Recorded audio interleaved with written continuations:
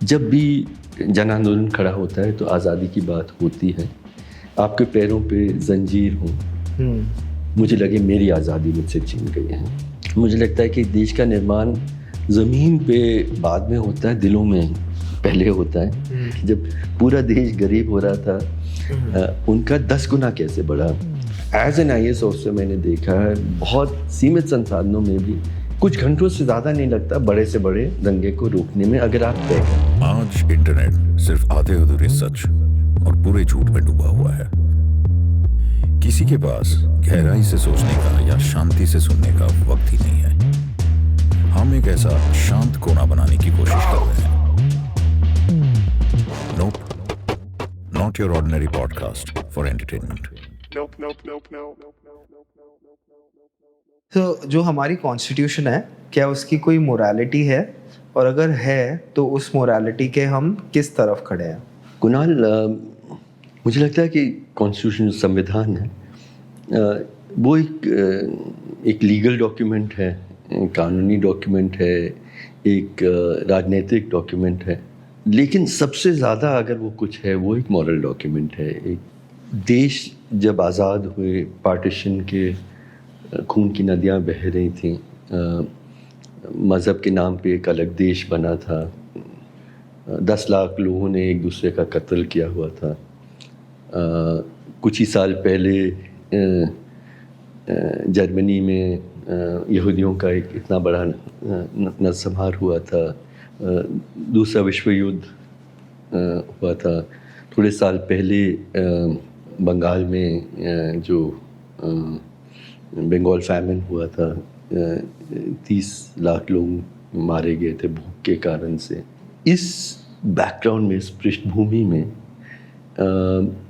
संविधान में हम भारत के लोगों ने एक तरह से ये कहा कि हमारी कल्पना क्या है, हमारी उम्मीदें क्या हैं, और सबसे ज़्यादा हमारा विश्वास, हमारा यकीन क्या है, हम कैसा देश बनाएंगे। वादे हैं, लेकिन वादों से भी ज़्यादा क्या हम सही मानते हैं। और वही संविधान, हम कॉन्स्टिट्यूशनल मोरालिटी की बात अब बहुत बार बात होती है कि संविधान वैसे उसमें वक्त के साथ आप कुछ बदल सकते हैं, लेकिन उसकी जो नैतिकता है उसे हमें बदलने का हक नहीं है। अब वो और बाबा साहब अम्बेडकर के नेतृत्व में इसकी पूरी प्रक्रिया चली। हमें मतलब इसकी नैतिकता के थोड़े से, मतलब आप जो प्रियम्बल है उसको पढ़ें, और उससे कुछ शब्द मैं बताता हूँ उसी प्रियम्बल से। India will be a secular socialist democracy. तो ये 3 शब्द पहले लेते हैं। तो सेक्युलर, और कई लोग बहस भी करते हैं कि नहीं, सेक्युलर शब्द तो बाद में आया, लेकिन इसमें कोई शक नहीं है कि सेक्युलरिज्म एक तरह से, ख़ास करके मज़हब के नाम पे, क्योंकि लोग कत्लेआम चल रहा था और एक मज़हब के नाम पे एक अलग देश भी बना। सेक्युलर कॉन्स्टिट्यूशन हमारा बहुत है, लेकिन हिंदुस्तानी सेक्युलरिज्म, हमारा जो सेक्युलरिज्म है, यूरोपीय सेक्युलरिज्म से, फ्रांस में जिसको सेक्युलरिज्म कहते हैं, बहुत फ़र्क है। फ्रांस में सेक्युलरिज्म में आप कहेंगे कि एक क्लासरूम में हिजाब पहन के एक लड़की नहीं आ सकती है। हिंदुस्तान में सेक्युलरिज्म का मतलब ये है कि लड़की अगर हिजाब पहनना चाहें तो उसका वो हक सुरक्षित होगा। शब्द हम वही इस्तेमाल कर रहे हैं, इसलिए मैं हिंदुस्तानी सेक्युलरिज्म की बात कर रहा हूँ। तो हिंदुस्तानी सेक्युलरिज्म मेरी समझ में कोई फ़र्क नहीं पड़ेगा कि आप इस भगवान को माने या उस ईश्वर को माने या उस अल्लाह को माने या किसी को ना माने। कोई फ़र्क नहीं पड़ेगा कि आपकी जाति क्या है, आपकी भाषा क्या है, आपका रंग रूप कैसा है, आपका जेंडर क्या है, आप अमीर हैं या गरीब हैं।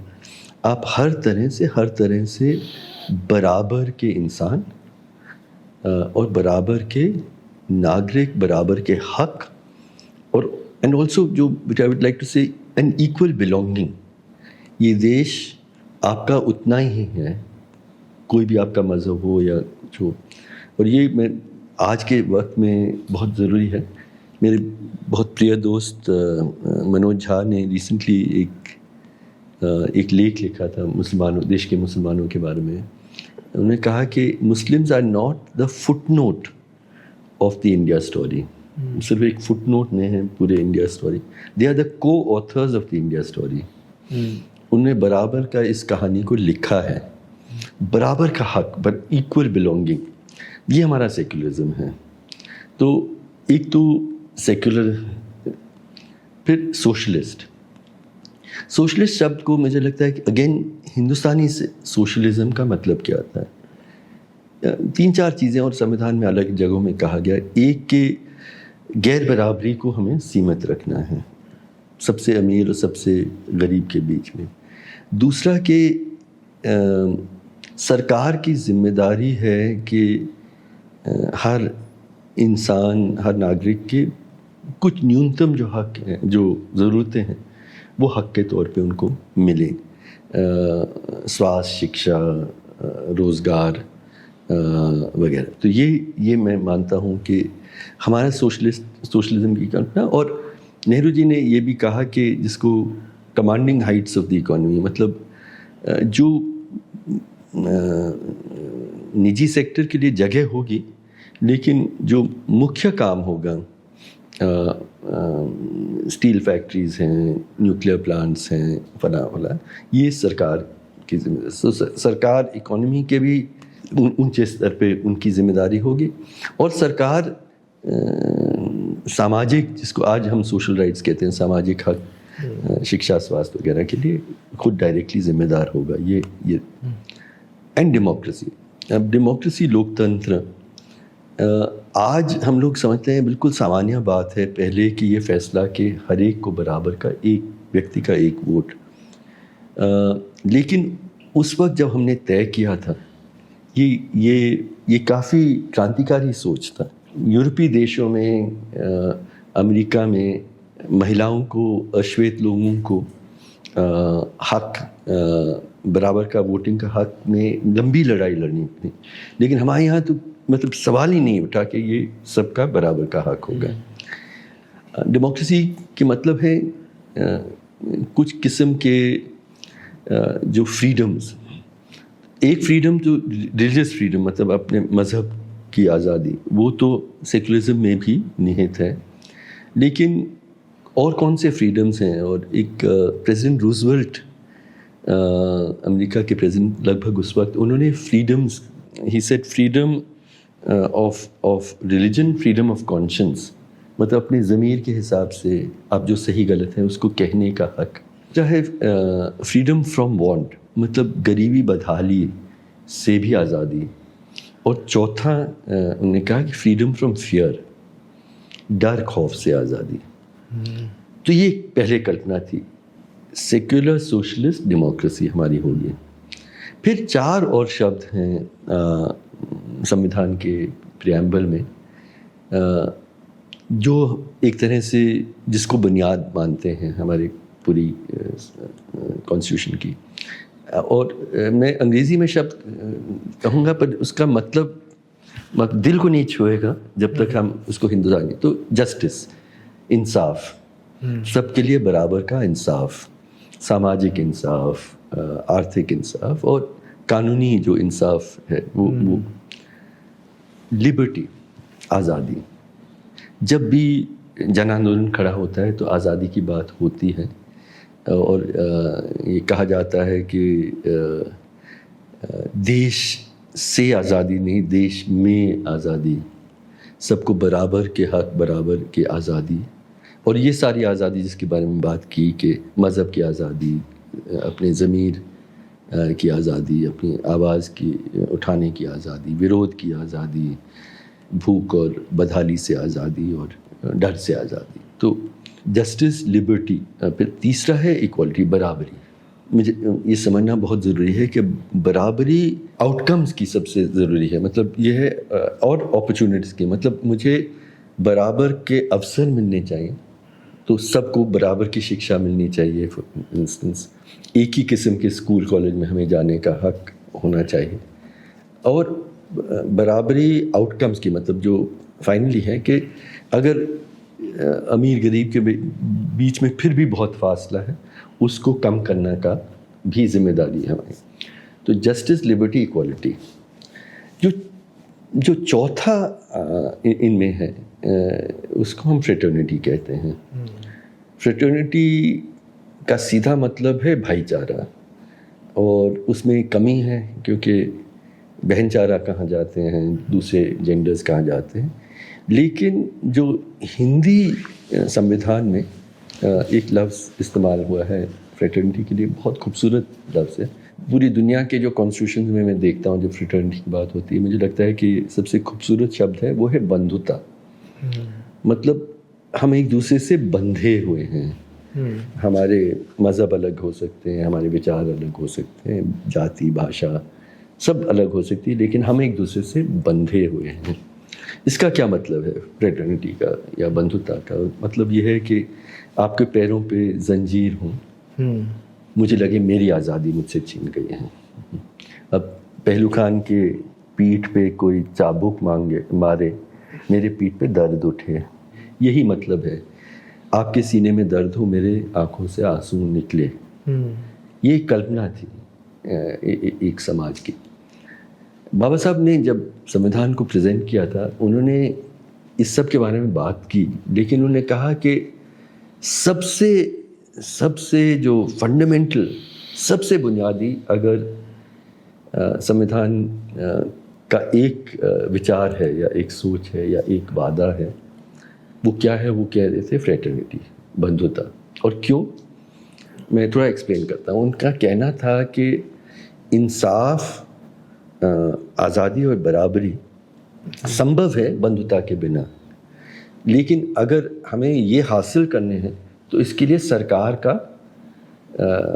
का दबाव ज़रूरी है, तभी ये हासिल हो सकेंगे। लेकिन उनका कहना है कि अगर समाज में बंधुता हो, अगर हम एक दूसरे के प्रति को अपनापन महसूस करते हैं, तो इंसाफ, जस्टिस, लिबर्टी, इक्वलिटी, इंसाफ, आज़ादी और बराबरी स्वयं भी खुद ब खुद समाज का हिस्सा हो जाता है, क्योंकि हम एक दूसरे से बंधे हुए हैं। तो अगर संविधान के मूल्यों का या नैतिकता का अगर सार हम खोजें, वो है बंधुता। और साधारण शब्दों में हम क्या कह रहे हैं? अगर हमारे संविधान का मूल आत्मा किसी एक शब्द में है, वो है मोहब्बत। बेसिकली मोहब्बत है, इंसानियत। तो ये है संविधान की नैतिकता।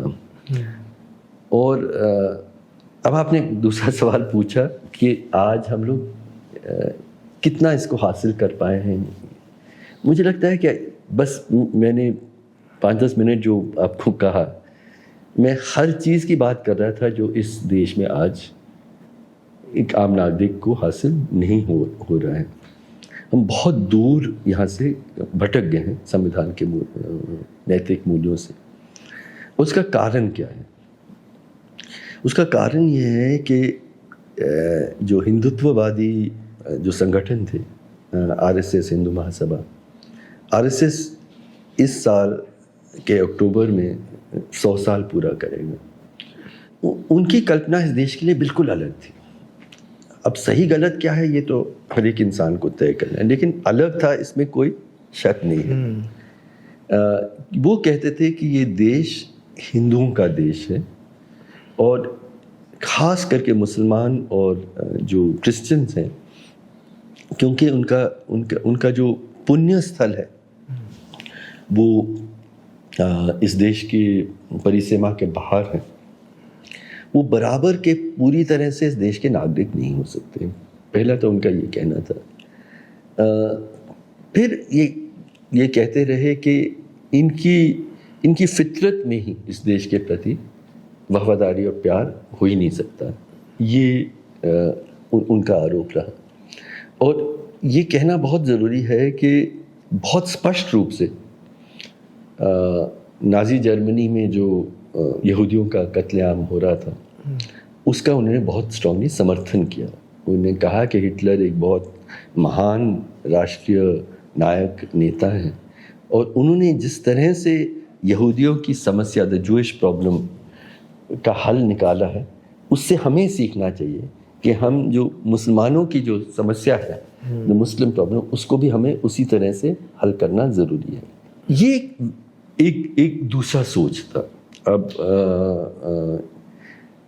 जब और आरएसएस, हिंदू महासभा ने एक्चुअली आज़ादी की लड़ाई में बहुत कम उनकी भूमिका रही, इसमें भी कोई शक नहीं। इसलिए आज उनके कोई नायक हैं ही नहीं ना, तो इसलिए वो कभी भगत सिंह को बना रहे हैं, जो बहुत विचित्र है, बाबा साहब अम्बेडकर को बना रहे हैं, गांधी जी का एक नया स्वरूप ढूंढने की कोशिश कर रहे हैं। उन्होंने आज़ादी की लड़ाई में हिस्सा नहीं लिया, उनकी लड़ाई बस एक हिंदू राष्ट्र के लिए रही। आज़ादी हुई, बंटवारा हुआ, तो उस वक्त जब 10 लाख लोग ने दोनों मज़हबों के, तीनों सिखों में भी लगभग बराबर से ये सब लोग एक दूसरे का कत्ल कर रहे थे। 1.5 करोड़ लोग घर से बेघर हुए, वतन से बेवतन हुए। मेरा अपना परिवार भी रावलपिंडी के हैं। हमारा जो बड़ा परिवार है उसमें बहुत नुकसान हुआ, बहुत लोग मारे गए। तो उस वक्त में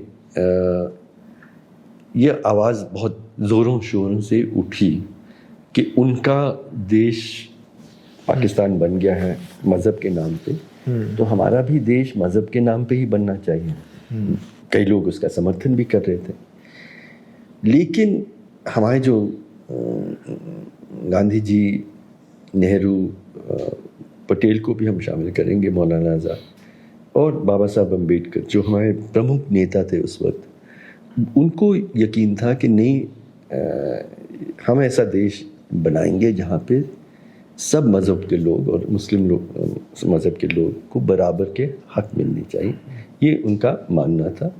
यही हमारे संविधान के मूल में है और आज़ादी की लड़ाई में भी मूल में है। गांधी जी की हत्या क्यों हुई? कई लड़ाइयाँ लड़े वो अपनी ज़िंदगी भर में, लेकिन उनकी जान इस बात पे गई कि ये इस देश में मुसलमानों का बराबर का हक मिलना चाहिए। गांधी जी से कई चीज़ों में हम असहमत हो सकते हैं। जाति पे उनकी जो सोच है, बाबा साहब ने उनका विरोध किया, मैं भी उस सोच से बिल्कुल असहमत हूँ। लेकिन मैं मानता हूँ कि जो एक इंसानियत का देश, मोहब्बत का देश हमारा रहेगा, ये गांधी जी ने हमें कहा और ये बाकी नेताओं ने कहा, और बाबा साहब अम्बेडकर ने सुनिश्चित किया कि हमारे संविधान के मूल पे भी ये है। कई लोग समझते हैं कि ये मज़हब की लड़ाई है, और मैं थोड़ा ये भी कहना चाहता हूँ, ये मज़हब धर्म की लड़ाई बिल्कुल ही नहीं है। क्योंकि 2 लोग अगर हमें इन सब से चुनना होगा, जो सबसे ज़्यादा जिन्होंने मतलब वो दूसरे मज़हब के लोगों के लिए अपने जान तक देने के लिए तैयार थे, और एक ने जान दी, गांधी जी और मौलाना आज़ाद। बहुत धार्मिक थे गांधी जी, एक बहुत विश्वास वाले हिंदू थे। मौलाना आज़ाद तो मौलाना ही थे। जो 2 लोगों ने जिन्होंने सबसे ज़्यादा मज़हब के नाम पे देश बनाने की बात की, सावरकर खुद घोषित थे कि वो नास्तिक हैं, और जिन्हें मतलब मोस्ट ऑफ हिज लाइफ वो प्रैक्टिसिंग मुस्लिम नहीं थे, शराब पीते थे, अपना पोर्क खाते थे। तो जो मज़हब को नहीं मानते हैं, हाँ, वो मज़हब के आधार पे देश जाते थे, और जो आप बहुत ज़्यादा अपने मज़हब को मानते थे, वो दूसरे मज़हबों को बराबर के हक की बात हुई। तो ये लड़ाई, मतलब इसको आज याद करना इसलिए ज़रूरी है क्योंकि ये लड़ाई आज मतलब एक निर्णायक मोड़ पे पहुंचा है। हम भूल जाते, तिरंगा यात्रा वगैरह की बात होती है इस सरकार के। आरएसएस ने 50 साल तक तिरंगा फैलाने से इनकार किया। वो उस झंडे से सहमत नहीं थे क्योंकि उसमें तीनों मतलब जो भगवा और सफ़ेद और हरा को बराबर के स्थान मिले हैं, वो संविधान को नहीं मानते। तो आज हम इस मोड़ पे पहुंचे हैं जहाँ पे सर्वोच्च संवैधानिक पदों पर, सारे सर्वोच्च संवैधानिक पदों पर वो लोग हैं जो आरएसएस में रहे हैं। आरएसएस की विचारधारा मतलब राष्ट्रपति, उपराष्ट्रपति, प्रधानमंत्री, स्पीकर, ये सबसे सर्वोच्च पद हैं हमारे। ये ऐसे लोगों उस पद पे बैठे हैं जो संविधान पे जिनका यकीन नहीं है, वो इस विचारधारा के हैं जो इस संविधान को मानते ही नहीं थे। तो उस संविधान की रक्षा, उसके मूल्यों को, उसकी नैतिकता को वो रक्षा करेंगे, हम कैसे अपेक्षा कर सकते हैं। वो एक बिल्कुल अलग हिंदुस्तान का निर्माण कर रहे हैं, बहुत जल्दी से कर रहे हैं। मुझे लगता है कि देश का निर्माण ज़मीन पे बाद में होता है, दिलों में पहले होता है। तो दिलों में परिवर्तन हम लोग रोज़ देख रहे हैं। तो उन्हीं मूल्यों का, सेक्युलरिज्म की बात करें जिसका हमने बात की, सेक्युलरिज्म आज उनके लिए ऑलमोस्ट एक गाली का शब्द है। यार आप सेक्युलर हैं, मतलब तो क्यों ये गाली का शब्द है? क्योंकि वो नहीं मानते हैं कि देश के मुसलमान को, क्रिश्चियन को बराबर के हक मिलने चाहिए, मज़हब की पूरी आज़ादी होनी चाहिए। और एक इसके विपरीत एक इतना बड़ा नफ़रत का माहौल बना है, नफ़रती भाषण में, जहाँ लोग खुले मंचों पे बैठ खड़े होके, और प्रधानमंत्री ने जिस तरह के भाषण 2024 के चुनाव में दिए, खुद दिए, सबसे ज़्यादा एक्चुअली नफ़रती भाषण उन्होंने लीडरशिप दिया इन भाषणों में। पर धार्मिक नेता भी हैं, राजनीतिक, हमारे अमित शाह जी और ये सारे लोग, आदित्यनाथ, बिस्वा शर्मा जो असम के हैं, धामी जो उत्तराखंड के, ये सब लोग नफ़रती भाषण कर रहे हैं। समाजवाद तो हम भूल ही गए हैं कि ऐसा कुछ भी है, क्योंकि वो मतलब सिर्फ इस सरकार के कार्यकाल में नहीं हुआ। जब 1991 में जब हमने ये नवोदारवाद का एक रास्ता चुना, उसमें गैर बराबरी उसमें निहित था। और आज मतलब जितनी संपत्ति कुछ 30-40 लोगों के हाथ में है, उतना पूरे बाकी देश के लोगों के हाथों में इतनी संपत्ति नहीं है। हम कल्पना भी नहीं कर सकते एक्चुअली कितनी संपत्ति कुछ हाथों में है। कोविड के दौरान अदानी का जो धन था वो 10 गुना बढ़ा। मैं समझ ही नहीं पाता हूँ कि जब पूरा देश गरीब हो रहा था, उनका 10 गुना कैसे बढ़ा। लेकिन कितनी संपत्ति उनकी थी, थोड़े वक्त के लिए वो दुनिया के सबसे दूसरे नंबर के अमीर थे। तो कितनी संपत्ति उनके पास थी। एक सवाल मैं पूछता हूँ, अगर 10 मजदूर को न्यूनतम मजदूरी मिलती है, कितना वक्त उन 10 मजदूरों को लगेगा उतना धन इकट्ठा करने के लिए जितना अदानी के पास था? जब आप गेस करिए। आई थिंक लाखों करोड़ों साल, पता नहीं, लाखों से भी ज़्यादा, 10 लाख साल उन 100 मजदूरों को लगेगा उतना धन इकट्ठा करने के लिए। मैं कहने का आशय ये है कि जब दुनिया का इतिहास, मानव इतिहास लिखा जाएगा, मुझे लगता है कि ये जो वक्त जिससे हम गुजर रहे हैं, इसको मानव इतिहास का सबसे क्रूर वक्त में शामिल किया जाएगा। और क्यों मैं कह रहा हूँ कि ठीक है, इससे बहुत ज़्यादा मतलब दुष्काल होते थे, भूख रहती थी, लेकिन साधन कम थे। आज हमारे पास साधन मतलब कई गुना ज़्यादा हैं ये सुनिश्चित करने के लिए कि कोई भी बच्चा भूखा ना सोए, कोई बच्चा अच्छी शिक्षा नहीं प्राप्त कर सके, अस्पताल में मरे नहीं क्योंकि उसके पास मतलब इलाज की मतलब ये हम लोगों ने कैलकुलेट किया है कि लगभग 2% अगर आप जो ये सबसे अमीर लोगों का सिर्फ उनके 2% आप उनको टैक्स करेंगे तो ये सारे चीज़ों के लिए हमारे पास पर्याप्त धन होगा। तो इसलिए समाजवाद तो बिल्कुल ही दूर, और जो थोड़ा बहुत जो अस्पताल, सरकारी अस्पताल थोड़े बहुत थे वो भी हम उनका निजीकरण कर रहे हैं। गरीब होना आज मतलब शुरू से ही मुझे लगता है गरीब होना एक बहुत बड़ा पाप है इस देश में, लेकिन आज ये स्थिति है कि गरीब होना मतलब ऐसा पाप जिसके लिए आपको फांसी की सज़ा मिले, मतलब आप मर जाएंगे क्योंकि आपके पास साधन नहीं है। तो सेकुलरिज्म, सोशलिज्म बिल्कुल बिखर गए हैं। और लोकतंत्र की जो आज़ादियों की बात हमने की, अजीब सा, मतलब आप मंच में कह सकते हैं कि सारे मुसलमानों का आप कत्लेआम करें, उनका मास रेप करें, कुछ नहीं होगा, थोड़ा वक्त आप इंतज़ार करें तो आप मंत्री भी बन जाएंगे। लेकिन आप अभी जो हम बातचीत कर रहे हैं, प्रोफेसर अली महमूदाबाद को जेल में बंद किया 2 फेसबुक पोस्ट में, मैं उसको कई बार पढ़ा हूँ। मतलब उसमें बहुत ही मतलब उन्होंने मतलब देशभक्ति क्या होती है, देश से प्रति प्रेम क्या होता है, और शांति क्यों ज़रूरी है, इस सब के बारे में उन्होंने बात की। अब आपने उनको देशद्रोह और नफ़रत फैलाने के लिए उनके खिलाफ केस दर्ज किए, दैट वाज बैड इनफ।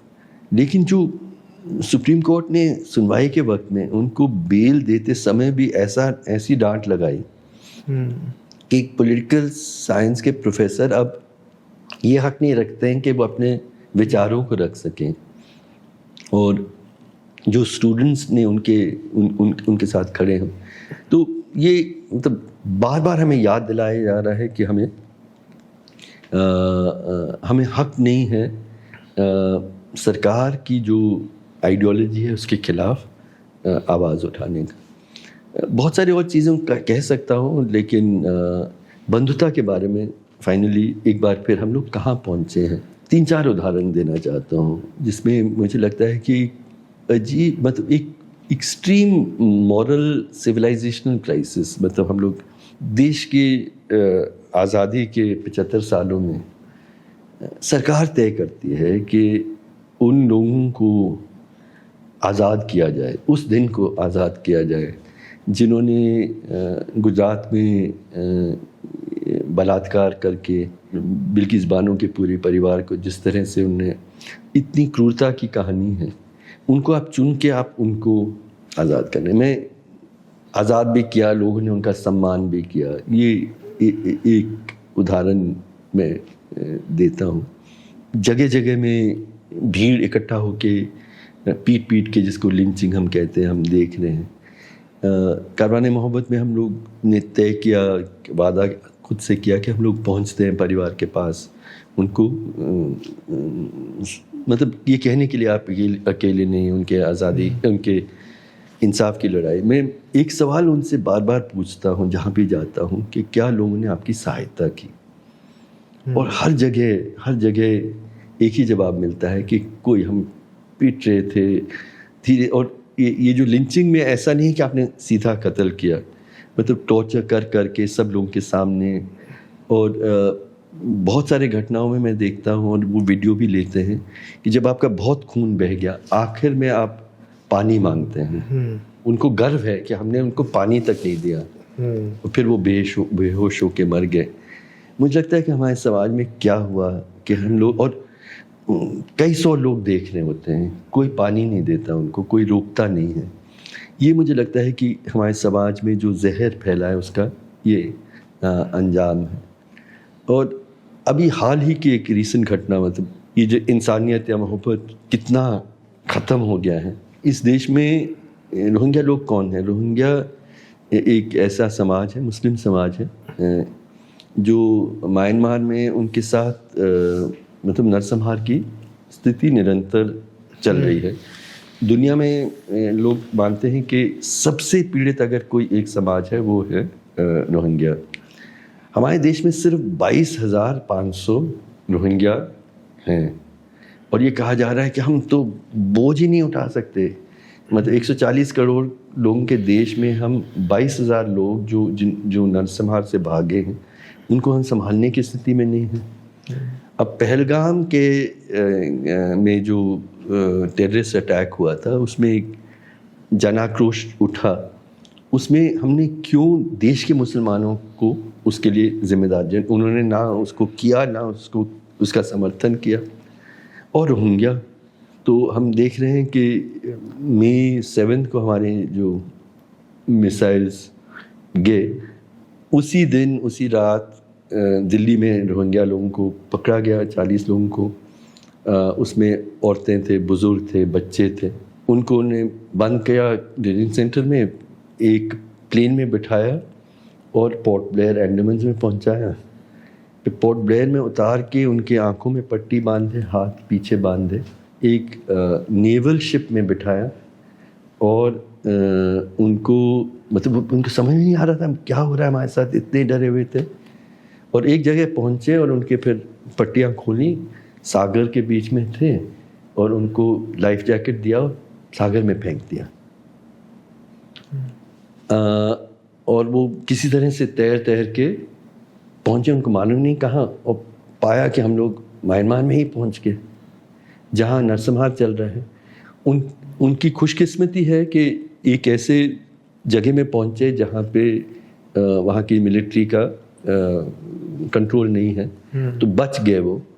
लेकिन मैं समझता हूँ कि एक सरकारी तौर पे इतनी क्रूरता कि आप 40 लोगों को, उसमें बच्चे और औरतें और ये बुज़ुर्ग लोग हैं, एक कैंसर पेशेंट हैं, उनको हम नेवल शिप में बिठा कर बीच सागर में जाके फेंक दें, और इसको हम देश की रक्षा समझते, देश प्रेम समझते हैं। हम कहाँ पहुँच गए हैं।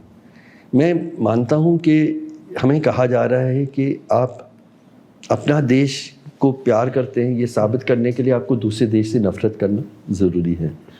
एक वीडियो मुझे बहुत सुंदर लगा, बहुत साहसी लड़का, मुस्लिम बच्चा है बिहार का, किसी जगह में, नाम भी याद है मुझे, मोहम्मद कैफ। तो वो कह रहा है कि हिंदुस्तान जिंदाबाद और पाकिस्तान भी जिंदाबाद। तो जो एंकर है वो कहते तुम्हें शर्म नहीं आती, तुम क्यों बोल रहे हो। तो लड़का कहता है मुझे क्यों शर्म आए, मुझे सरकार, वहाँ के सरकार से शिकायत हो सकती है, उनके फ़ौज से शिकायत होती है, वहाँ के आम लोगों से मुझे क्यों शिकायत हो। मैं चाहता हूँ हमारा देश के भी लोग ठीक रहें और उनके देश के भी लोग ठीक रहें। अब एक 10-11 साल का लड़का इतनी हिम्मत करके इस हालत में, जो वो समझ पा रहा है कि शांति और प्रेम का मतलब क्या है। हमें नफ़रत ही बताया जा रहा है कि आप अपने देश को प्यार करते हैं, मतलब आप दूसरे देश से नफ़रत करें। आप अपने मज़हब से प्यार करते हैं, मतलब है कि आपको दूसरे देश से नफ़रत करना ज़रूरी है। तो हम बहुत दूर भटक गए हैं उन नैतिक मूल्यों से जो हमारे संविधान में कहा गया था।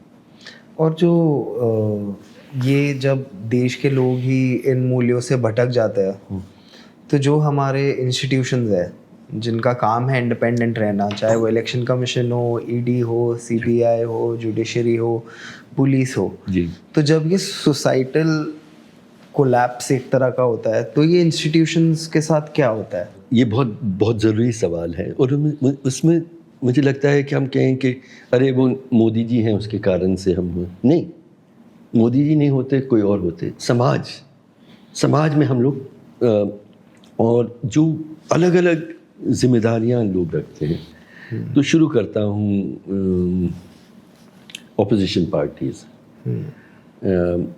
इंडिया अलायंस के आज हम बोलते हैं, कांग्रेस पार्टी को देखते हैं, कितनी हिम्मत, वो बोल नहीं पाते हैं, जो लिंचिंग होते हैं, ये सारे चीज़ें हो रहे हैं, हिम्मत नहीं कर पाते हैं प्रायः इसके खिलाफ आवाज़ उठाने के लिए। वो हर चीज़ की बात करेंगे, मुस्लिम शब्द नहीं इस्तेमाल करेंगे। और मैं याद करता हूँ, कहते हैं कि गांधी जी का लेगेसी, या उसमें मतलब ऐसे वक्त में जब 10 लाख लोग कत्लेआम चल रहा था, उस वक्त ये कहना कि नहीं मुसलमानों का बराबर का देश होगा, वो नैतिक साहस इनमें बिल्कुल नहीं दिखती है।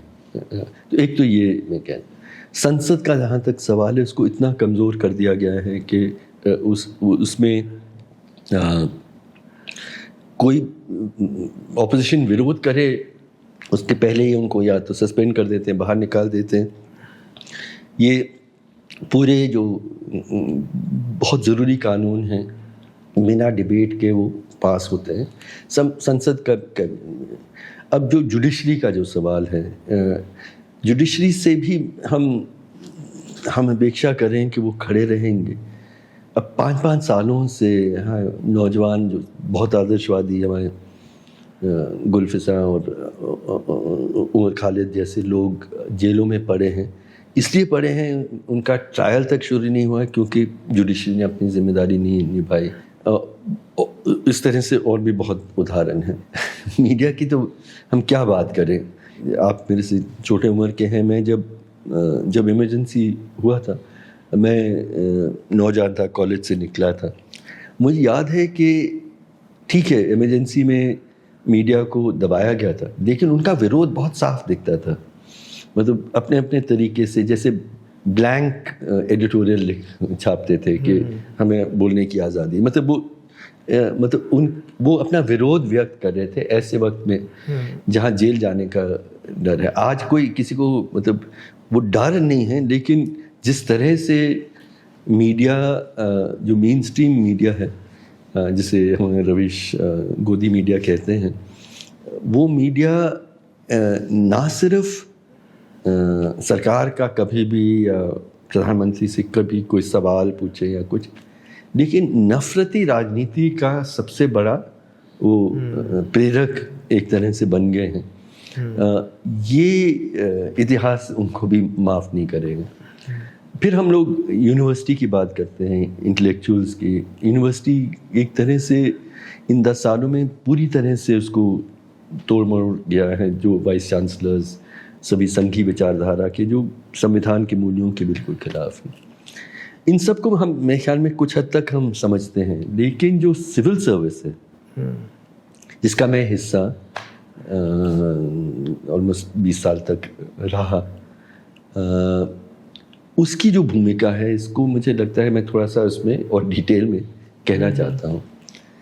इसलिए कि पहले सरदार पटेल ने इसको स्टील फ्रेम कहा था। स्टील फ्रेम को हिंदी में क्या कहेंगे, जो लोहे का जो एक तरह से ढांचा है देश का, वो सिविल सर्विस होगा। और क्यों उन्होंने कहा? क्योंकि पार्टीशन हुआ था बंटवारा में, जिसमें कहा लाखों लोग एक दूसरे का कत्ल कर रहे थे। ये अपेक्षा थी कि राजनीति में मज़हब और जाति के नाम पे काफ़ी वक्त तक शायद लड़ाई चलेगी, हिंसा बांटने की राजनीति चलेगी। ये जो लोहे का ढांचा है, ये संविधान को हाथ में रख के, दिल में रख के, वो इस देश की रक्षा करेगी। ये अपेक्षा थी। और उस अपेक्षा से हम लोग बहुत दूर भटक गए हैं। और मैं और भी ज़्यादा महसूस करता हूँ क्योंकि मैं उसका हिस्सा रहा हूँ। उसके पास कितना हक है, कितना अधिकार है, वो मैंने खुद देखा है, इस्तेमाल किया है। जिसको हम दंगे कहते हैं उदाहरण के तौर पे, जब हम देखते हैं कि सांप्रदायिक दंगा 24 घंटे से ज़्यादा कई दिन तक चलती है, हफ्तों तक चलती है, ये बाहर के लोग थोड़ा बहुत समझ पाएंगे, लेकिन मैं जानता हूँ ये कितना बड़ा अपराध है। क्योंकि एज एन IAS ऑफिसर मैंने देखा है बहुत सीमित संसाधनों में भी कुछ घंटों से ज़्यादा नहीं लगता बड़े से बड़े दंगे को रोकने में, अगर आप तय करते हैं। इसका एक स्टैंडर्ड प्रोटोकॉल होगा? नहीं, स्टैंडर्ड प्रोटोकॉल ही नहीं, मैं उदाहरण देता हूँ। मैं 84 में मैं इंदौर में पोस्टेड था। कलेक्टर नहीं था, उसके दूसरे एडिशनल कलेक्टर के तौर पर मैं कलेक्टर और व्यक्ति थे। उन्होंने मिसेस गांधी की हत्या हुई अगले दिन सुबह हम सबको बुला के कहा कि कुछ भी हो मैं खुद आदेश नहीं दूंगा तब तक कोई फोर्स इस्तेमाल ना हो। और फिर वो गायब हो गए। और वो वक्त था जब मोबाइल फ़ोन तो दूर, मतलब हम लोगों को ऑपरेटर को कॉल करना पड़ता, फिर किसी से आप कांटेक्ट करें, बिल्कुल गायब हो गया। 12 बजे दोपहर को, क्योंकि वक्त लगता है, मतलब दंगा अपने आप तो होता नहीं है, तो पूरी तैयारी जितनी देर लगी, 12 बजे दोपहर से मैं देखने लगा। मतलब कल्पना नहीं कर सकता था कि ऐसा भी हो सकता है। अब तो बहुत देख लिया कि लोगों को ज़िंदा जला रहे हैं और मार रहे हैं सड़कों पे। बार बार मतलब पुलिस को कहता था कि लाठीचार्ज करो, उनको हटाओ, ये करो, नहीं करते थे। वी हैव ऑर्डर, मतलब हमारे आदेश हैं कि हमें कुछ नहीं करना है। और बहुत जो भी बड़े दंगे हुए हैं, ये आप उनके फैक्ट फाइंडिंग रिपोर्ट्स पढ़ेंगे, ये लाइन होता है, we have orders not to act, हमें आदेश है, हमें कुछ नहीं करना है। वही कारण है कि ये चलते रहते हैं। एनीवे, तो मैं आधे घंटे तक देखा, मैं सहन नहीं हो रहा था। मैंने कहा कि अब मैं क्या करूं? तो कानून ये कहता है कि senior most magistrate on the spot जो भी है, उनको हक है फौज को बुलाने का जब आउट ऑफ हैंड ये पूरा हो जाता है। अब मैंने कहा मैं डिस्ट्रिक्ट मैजिस्ट्रेट तो गायब हैं, मैं senior most magistrate on the spot हूँ, मैं आर्मी को बुलाऊंगा। तो महू कंटोनमेंट है, मैंने वहाँ मेजर जनरल को फ़ोन लगाया और कहा कि मैं चाहता हूँ तुरंत आएँ। उन्होंने कहा आप राइटिंग में देने के लिए तैयार हैं? मैंने कहा बिल्कुल। तो उनका ये जवाब था कि मुझे इतना सुकून मिला आपने ये कहा, मैं तो जान रहा हूँ क्या हो रहा है, मेरे सारे फोर्स तैयार हैं, हम तुरंत निकलेंगे। और 1 घंटे के अंदर पूरे उनके, मतलब लाइन आफ्टर लाइन पूरे। और फौज का ये है कि उनको क्लियर ऑर्डर्स हों, तो मैंने कहा किसी भी हालत में shoot at site, total curfew. और उन्हें ये किया, टोटल कर्फ्यू हो गया, पूरा दंगा रुक गया, स्टार्ट टू फिनिश 6 घंटे। और क्या कैजुअलिटी थी? कैजुअलिटी बहुत थी, मतलब मैं कह रहा हूँ कि कैजुअलिटी आर्मी के फायरिंग में हुई। अच्छा, दूसरे में भी हुआ, लेकिन 6 घंटों में जितना हुआ था एग्जैक्ट फिगर मुझे याद नहीं है, लेकिन total curfew was impose. It was a right उसी स्केल का जैसे दिल्ली का और जम्मू का था। और वो मुझे मेरी ज़िंदगी का बहुत अहम सीखने का वक्त ये था कि एक नौजवान अधिकारी जिसका कोई अनुभव नहीं है, उसे सिर्फ 6 घंटे लगे इतने बड़े दंगा को रोकने के लिए। अब जैसे गुजरात की हिंसा हफ्तों तक चली, तो ये तो सरकार की सहमति से ही। दिल्ली में अभी 2020 में जो हिंसा हुई, अब दिल्ली राष्ट्रीय हेडक्वार्टर है। एक पहले इस पे सर, जैसे आपने एग्जांपल दिया 6 घंटे में दंगे तो रुके, पर उसके साथ आपके साथ भी कुछ हुआ होगा ना, वो क्या हुआ? ये लोग अपना बचाव ये देते हैं कि अरे हमारे पास, हमें बहुत इसके पनिशमेंट मिलेगा और ये करेगा। मैं ये कह रहा हूँ, पहले तो आपको ये पूरा अधिकार, बड़े घर, ये सारे लाल बत्ती आपको क्यों मिलता है? यही कि आप ऐसे वक्त में सहायता दे पाए लोग, मतलब आप संविधान के अनुरूप आप काम करेंगे। पहले तो ये आपने ये किसी ने आपको ज़बरदस्ती ये पद नहीं दिया, आपने कम्पीट करके आप यहाँ पहुँचे हैं, तो अपनी जिम्मेदारी समझिएगा। मैं कई बार, इनफैक्ट मैं ट्रेनिंग में भी अपने ऑफिसर्स को कहता था कि कई बार लोग कहेंगे कि आप चुने हुए सरकार के नौकर हैं। मैंने कहा सही है, आप नौकर हैं उनका, लेकिन पहले आप 2 और लोगों के नौकर हैं। कहता है सबसे पहले तो आप संविधान के नौकर हैं, दूसरा जो आपके कार्य क्षेत्र में जो सबसे पीड़ित, सबसे कमज़ोर, सबसे शोषित, उसका नौकर हैं आप, और तीसरे नंबर पे आप चुने हुए सरकार के नौकर हैं। तो पहले 2 के खिलाफ अगर आपको तीसरी मतलब आदेश दे जो इन दोनों के खिलाफ हो, आपका हक ही नहीं, आपका फ़र्ज़ भी है कि आप उससे असहमत हो। My first lecture in the Mussoorie academy में 3 साल वहाँ पढ़ाया। मैं पहला lecture used to be the right and the duty of a civil servant to dissent. मैं कहता था कि आपको उम्र भर ये कहा जाएगा कि आपका फ़र्ज़ बनता है कि आप आदेश का पालन करें, झूठ बोल रहे हैं। आपका हक भी है और आपका फ़र्ज़ भी है विरोध करना जब आपको गलत लगे। तो वो मेरा एक पहला अनुभव था। बहुत सारे और अनुभव हुए, मतलब ठीक है, बहुत नाराज़ थे। अर्जुन सिंह चीफ मिनिस्टर थे, बहुत कुछ हुआ, मैंने बहुत स्ट्रांगली रिहैबिलिटेशन काम भी किया, लेकिन एट द मोस्ट आपका क्या होगा, आपका ट्रांसफ़र होगा, फिर भी आपको वही तनख्वाह मिलेगी, वही आपको घर मिलेगा, वो सारा होगा। मतलब उस ट्रांसफ़र के डर में इनोसेंट लोग हैं, उनको मरने के लिए छोड़ेंगे।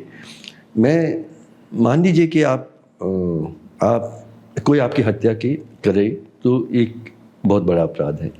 आप डॉक्टर के पास जाएं और सर्जरी टेबल में आप लेटे हों, फिर आपकी हत्या करें, तो उसका स्वरूप बिल्कुल अलग होता है। उसी तरह से मैं मानता हूँ कि जो सरकारी अधिकारी जिसको ये पूरा पावर इसलिए दिया गया है कि वो संविधान का पालन सुनिश्चित करे, वो जब नरसंहार में भागीदार हो जाता है, बहुत बड़ा अपराध है। गुजरात में भी एक ज़िला में राहुल शर्मा नाम के पुलिस ऑफिसर थे। उन्होंने बिल्कुल मेरे जो बाद में जो अनुभव थे, मैं 89 में खरगोन ज़िले में कलेक्टर था, उस वक्त ये बाबरी मस्जिद का पूरा मूवमेंट चला, और वहाँ भी मैंने देखा, वहाँ हमें 20 मिनट लगे उसको पूरी तरह से रोकने में। और राहुल शर्मा ने भी गुजरात के उस सारे दौर के दौरान उन्होंने रोका। आप चाहें तो रोक सकते हैं। और मतलब सबसे रीसेंट बुरा एग्जाम्पल तो मैं दिल्ली का ही कह रहा था। पर जब इन्होंने रोका, मतलब कैसे रोका? और देखिए, आपको तो पावर आपके पास पूरा है ना। आप सही, मतलब राहुल शर्मा की कहानी बताते हैं कि उनके ज़िले में यही पूरा माहौल चल रहा था पूरे गुजरात में। एक मदरसा था जहाँ 400 लड़के थे और भीड़ उनको अटैक करने में की तैयारी में थी, और पुलिस कैसे खड़े थे। तो राहुल शर्मा बीच में खड़े होकर कहा कि एक बच्चे के बाल तक भी होगा, मैं खुद गोली मारूंगा, और बचाया, सब बच्चों को बचाया। तो पावर है ये, मतलब आम नागरिक समझता नहीं है कि ये कितना बड़ा अपराध है जब दंगा होने देते हैं, और वो हम बार बार देख रहे हैं, लिंचिंग होने दे रहे हैं। और दिल्ली का मैं फिर से दोहराता हूँ, दिल्ली में मतलब केंद्र सरकार है, होम मिनिस्टर हैं, आर्मी के तीनों, आर्मी, नेवी, एयरफोर्स सब यहाँ हैं, सारे पैरामिलिट्री ग्रुप्स के सबके हेडक्वार्टर्स हैं। उसके एक कोने में उस तरह से एक छोटी सी झड़प, 50 लोग 3 दिनों में मारे गए, मतलब एक छोटी सी झड़प थी। लिटरली 2 या 3 घंटों में उसको पूरी तरह से कंट्रोल करना संभव था। 3 दिन तक चलने दिया, मतलब सरकार ने चाहा कि वो चले। ये और इससे बड़ा मैं अपराध समझ नहीं पाता हूँ कि हो सकता है मानवता के खिलाफ, लेकिन उनके जो संविधान के प्रति जो उनका उसी पे वादा, उसी क्या कहते हैं कि जो प्लेज लेते हैं, उसी की रक्षा के लिए, उसी के लिए आपको ये सारे पावर दिए गए। मतलब दंगे वगैरह को छोड़ के और भी उदाहरण है, एक जो बुलडोज़र का ये हम देख रहे हैं कि क्या एक पैटर्न सा बन गया है कि रामनवमी हो या कुछ और हो तो वो प्रोसेस निकालते हैं तो मस्जिद के सामने, नाचना तो उनको मस्जिद के सामने ही करना है। क्यों आपको करना है? आपको क्यों? तो ये कोई हिंदू धर्म या कोई धर्म तो है नहीं। एनीवे मस्जिद के सामने पहुंचते हैं और ये हिंदुत्व पॉप जो गाने हैं, जहाँ गाली देते हैं, माँ बहन की गालियाँ देते हैं, पता है क्या क्या कहते हैं, कब्र में जाओ, ये सब आप मस्जिद के सामने कर रहे हैं। किसी स्टेज पे पत्थरबाजी होती है और एक सांप्रदायिक थोड़ा सा झगड़ा हो जाता है। यहाँ तक तो समझ में आता है। दूसरे तीसरे दिन में सरकार एक लिस्ट निकालती है कि ये सारे मुसलमान ये अपराधी हैं और हम उनका बुलडोज़र जाके उनका घर तोड़ देते हैं। अब सवाल ये है कि, और जो रीसेंट जो सबसे ख़राब रीसेंट इंसिडेंट, इसका उदाहरण एक कोई हिंदुत्व संस्था का कोई व्यक्ति जा रहा है, कहता है कि मुसलमान के घर में जब इंडिया पाकिस्तान का मैच चल रहा था, मैंने बच्चे को सुना कि वो पाकिस्तान को मतलब कह रहा है पाकिस्तान जिंदाबाद या कुछ। तो उसको लेके पुलिस केस दर्ज करती है, बच्चे को अरेस्ट करके ऑब्जर्वेशन होम में ले जाते हैं, माँ बाप के खिलाफ वो केस दर्ज करके उनको थाने में ले जाते हैं और घर को बुलडोज कर देते हैं। अब जो हमें समझना जरूरी है कि एक तो इस देश में कानून नहीं है कि आपके खिलाफ अपराध सिद्ध भी हो तो सरकार को ये हक नहीं बनता है कि आपका घर जाके तोड़ दे, कोई कानून नहीं है। लेकिन उससे भी बढ़ के ये तय करना कि आप अपराधी हैं, उसकी एक प्रक्रिया है ना। मतलब सरकार, प्रिजम्पशन ऑफ इनोसेंस, मतलब सरकार के ऊपर बोझ है कि एफआईआर दर्ज कराए, इन्वेस्टिगेशन हो, सबूत इकट्ठा करे, चार्जशीट हो, ट्रायल कोर्ट में सुनवाई हो, फिर आपका गिल्ट तय हो, फिर आप हाई कोर्ट में जा सकते हैं, फिर आप सुप्रीम कोर्ट में जा सकते हैं। इस सब की प्रक्रिया के बाद आप अपराधी हैं ये तय होगा। सरकार ने एक दिन में तय कर दिया, कोई प्रक्रिया के बिना नहीं। तो ये हर कानून, हर संविधान और संविधान के सारे नियम के खिलाफ है। मैं ढूंढ रहा हूँ एक ज़िले में जहाँ कलेक्टर ने कहा कि मैं इससे असहमत हूँ, मैं नहीं करूँगा बुलडोजर, मैं नहीं करूँगा, ये संविधान के खिलाफ है, रूल ऑफ लॉ के खिलाफ है, नहीं ढूंढ पा रहा हूँ। और कलेक्टर के सिग्नेचर के बगैर हो सकता है? नहीं, हो नहीं सकता। ये सब कुछ तो आप आज भी कलेक्टर मालिक है, ये किसी भी चीज़ उनकी सहमति के बिना नहीं चल सकता। तो मैं ये कह रहा हूँ कि जो नैतिक पतन जो सिविल सर्विस का इतना हो गया है, पुलिस का तो और भी ज़्यादा, ये सारे अपराध जो हम देख रहे हैं, लिंचिंग का मैं 100 जगहों घरों में गया हूँ जहाँ लिंचिंग हुआ है, इतने सालों में मैं देखता जा रहा हूँ। एक स्टैंडर्ड पैटर्न है, लिंचिंग हो जाता है, वीडियो मतलब जो लिंच कर रहे हैं वही वीडियो लेते हैं क्योंकि उनको बहुत मज़ा आ रहा है, इतनी मर्दानगी कि एक आदमी जिसके पास कोई हथियार नहीं है उसको हम पीट के मारेंगे, वो पानी भी मांगे तो हम नहीं देंगे और देखो इसकी यह हालत हमने कर दी। वीडियो है, सब कुछ है। पुलिस आती है, पुलिस कई बार खड़े होकर देखती भी है। Police almost in all cases FIR जो दर्ज करते हैं उसमें या तो वो कहते हैं कि ये तो लिंचिंग था ही नहीं, एक रोड एक्सीडेंट हुआ, उसमें रोड रेज के कारण से इनमें लड़ाई हो गई, या ये चोरी करने वाला था इसलिए लोगों ने उनको मारा, नफरत के कारण से नहीं मारा। ये पहला।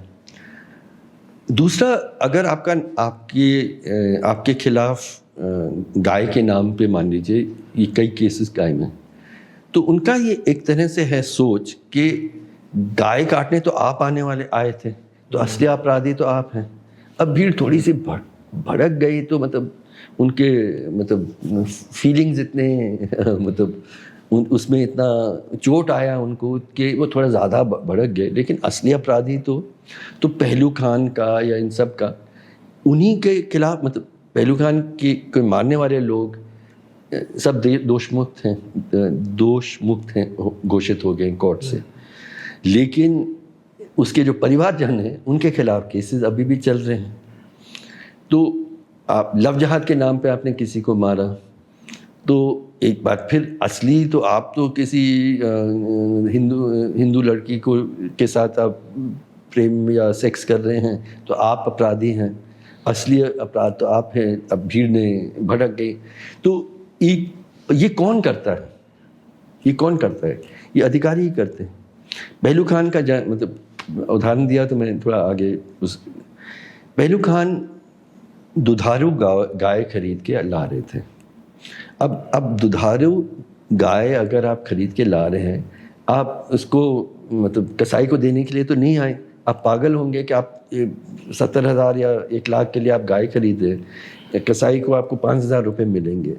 तो इट वॉज कम्प्लीटली क्लियर जब उनके वो गाड़ी में सिर्फ दुधारू गाय थे कि वो मारने के लिए तो लाई नहीं। काऊ जो अभी भी मिल्क दे रही है, it's a set, he bought it for milk.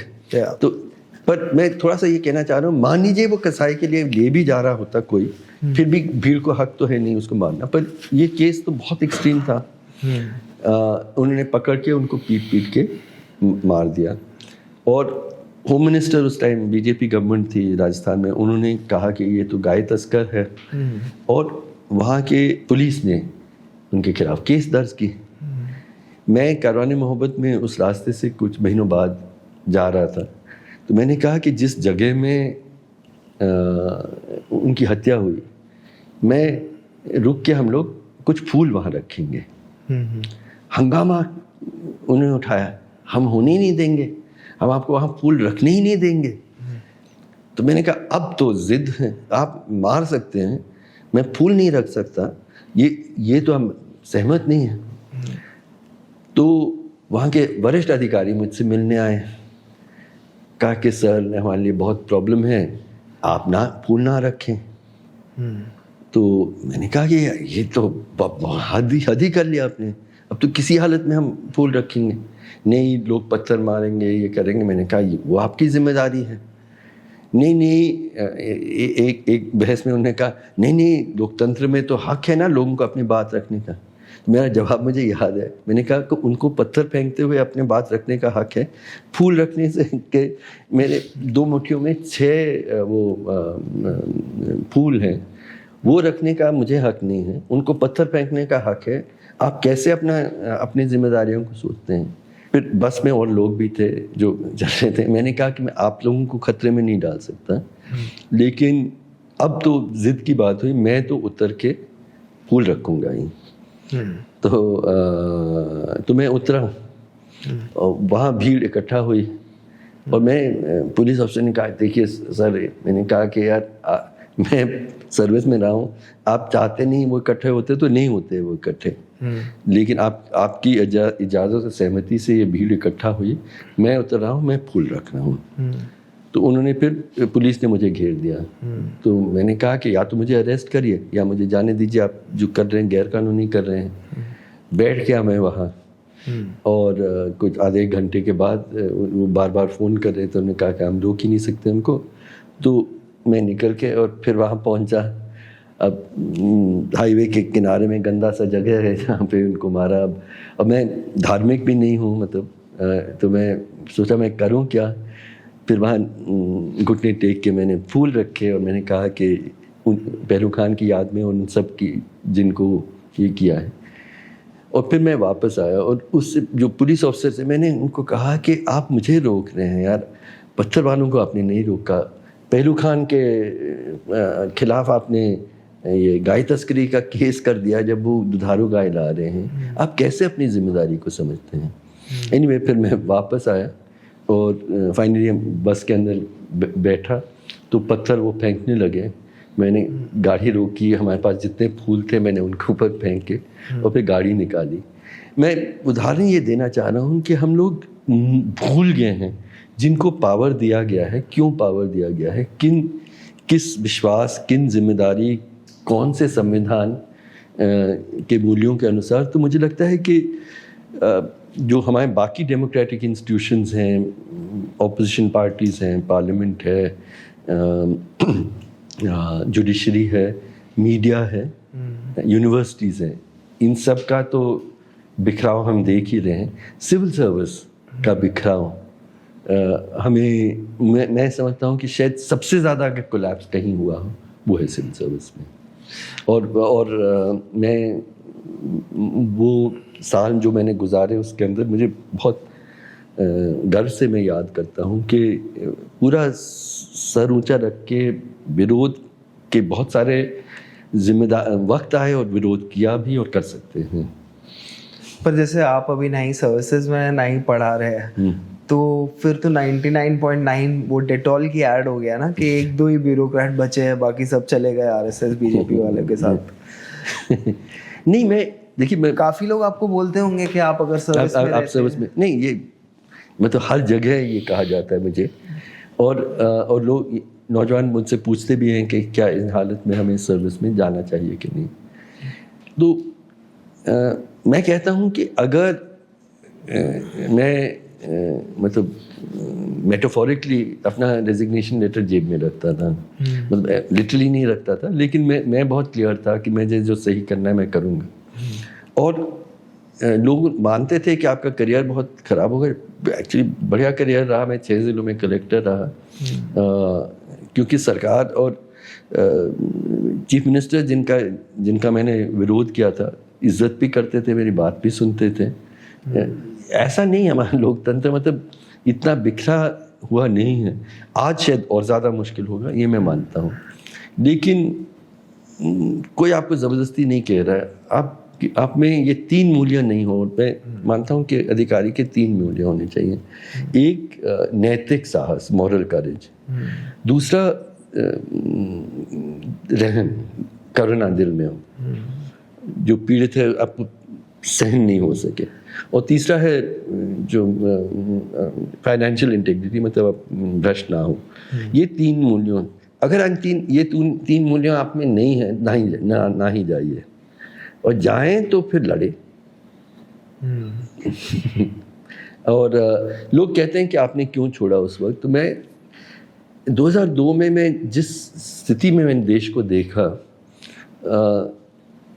मुझे लगा कि जिस दिशा में बहुत सारी लड़ाइयाँ आप सरकार में रहते हैं, लेकिन संविधान के 4 दीवारी के अंदर आप लड़ाई लड़ सकते हैं।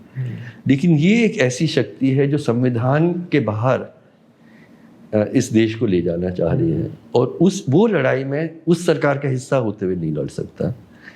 इसलिए एक आम नागरिक की हैसियत से मैं लड़ूंगा, और इसलिए मैं पॉलिटिकल पार्टी भी नहीं ज्वाइन की, ना सरकार में रहा। एक नागरिक की हैसियत से मैं कोशिश कर रहा हूँ। इसमें सही गलत तो वक्त ही बताएगा। मेरा ज़मीर ने कहा कि ये लड़ाई इसी तरह से बिना किसी पावर के, सिर्फ अपनी नैतिक यकीन के पावर से आप लड़ने की कोशिश करें। 20 साल सर्विस में रहे और 22 साल बाहर भी रहे। 2002 में जो दंगे कंट्रोल नहीं किए पुलिस ने, आप उस मुद्दे पे आपने सरकार से अपनी, पर वही जो दंगे के जो मतलब 2 महानायक थे, या ऐसे तो कोर्ट ने तो उन्हें बड़ी कर दी, बट वो जो 2 लोग थे, अब वो एक होम मिनिस्टर है, एक प्राइम मिनिस्टर है, तो अब आप क्या फील कर रहे हैं? नहीं, मैं जो क्राइसिस है वो मैं बहुत गंभीर क्राइसिस है। लोग कह सकते हैं कि एविडेंस नहीं हो पाया, इनकी जिम्मेदारी गुजरात के हिंसा के पीछे जो इन्वेस्टिगेशन है उन्होंने उनको दोष मुक्त कर दिया है। मेरी समझ बिल्कुल अलग है। द फैक्ट, इसमें कोई शक नहीं है कि जो सांप्रदायिक हिंसा चली, जो कत्लेआम चला, वो कई हफ्तों तक चला। मैं मानता हूं कि उससे ज़्यादा कोई सबूत की ज़रूरत नहीं है। वो चला मतलब सरकार की सहमति से चला, और उसके लिए वो एक बहुत बड़ा अपराध है, उसका मैं विरोध करता हूँ। और एक नफरती वातावरण, उसके बाद सरकार ने मतलब पश्चाताप की जगह गौरव यात्रा निकाला 6 महीने बाद। 6 महीने बाद, मतलब उनको मतलब शर्मिंदगी की जगह गर्व है। रिलीफ कैंप्स नहीं सेटअप किया सरकार की तरफ से, लोग 2 लाख लोग किस हालत में रहे, लेकिन उन्होंने पूरा मतलब देश, एज एन IAS ऑफिसर आप पहली चीज़ आप समझते हैं कि दंगा कैसे रोकेंगे, रिलीफ कैंप कैसे सेटअप करेंगे, ये बेसिक आपकी ट्रेनिंग है। लेकिन दिल्ली में भी छोटा सा सरकार चाहती तो बहुत बढ़िया रिलीफ कैंप सेटअप करती, नहीं किया उन्होंने। कॉम्पनसेशन आज तक नहीं दिया है ज़्यादातर लोगों को। तो मुझे लगता है कि हम लोगों का जो वही हम लीडर्स को ब्लेम कर रहे हैं, वो कर रहे हैं, अब हम क्या कर सकते हैं। मुझे लगता है उन लीडर्स को तो हमने ही चुना, उनको जो पावर है वो हमारे कारण से हो रहा है। और ना सिर्फ इंडिया में, मैं देख रहा हूँ कि दुनिया भर में एक हम ऐसे मोड़ पे पहुँचे, इंसानियत ऐसे मोड़ पे पहुँची है जहाँ ज़्यादा से ज़्यादा लोग हर देश में ऐसे नेता को चुन रहे हैं जो हमें नफरत करना सिखा रहा है। अब कोई भी देश देखें, जो अमेरिका को देखें या कोई भी, और जहाँ हार भी रहे हैं, जैसे फ्रांस में हारे या कुछ, तो वो 2nd नंबर में, जर्मनी में 2nd नंबर में नियो नाजी पार्टी आज खड़ी है। तो वो ज़बरदस्ती तो आ नहीं रहे हैं, अपने मतलब मशीन गन लेके तो नहीं घुस रहे हैं, हम चुन रहे हैं। तो प्रॉब्लम मोदी और ट्रंप नहीं है, प्रॉब्लम हम और आप हैं समाज में। हम लोगों को समझना होगा कि हमारे दिल में इतनी नफरत घर क्यों कर गई है। आपके एक दिन बच्चे अगर होंगे, आप कैसा देश उनके लिए छोड़ना चाहते हैं, ये हमें तय करना है ना। मैं तो नहीं चाहता, मेरे ग्रैंड चिल्ड्रन हैं, मैं बिल्कुल नहीं चाहूँगा कि मैं उनके लिए ऐसा देश चुनूँ जहाँ पे डर हो, नफ़रत हो।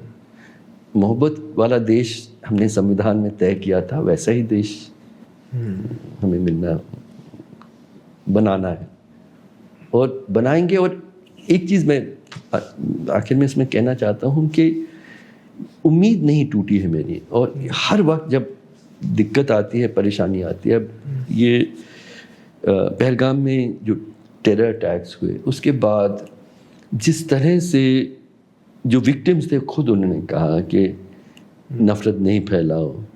एक महिला, इनके पिताजी को मारा गया था और वो भागी अपने 2 लड़कों के साथ, और जो वहाँ के लोगों ने बचाया, वो एक स्टेटमेंट उन्होंने दिया कि मैं कश्मीर में अपने पिता को खो गई, लेकिन 2 नए भाई मुझे मिले।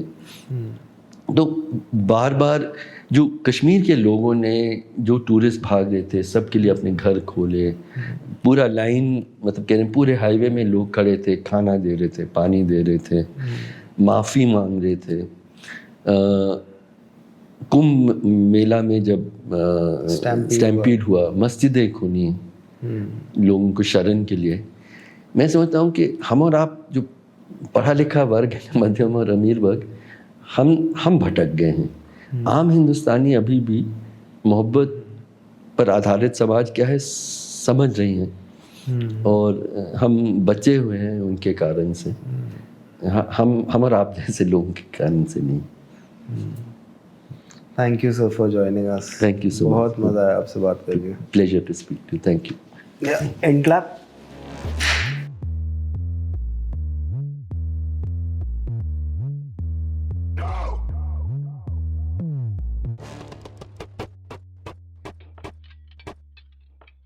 Nope.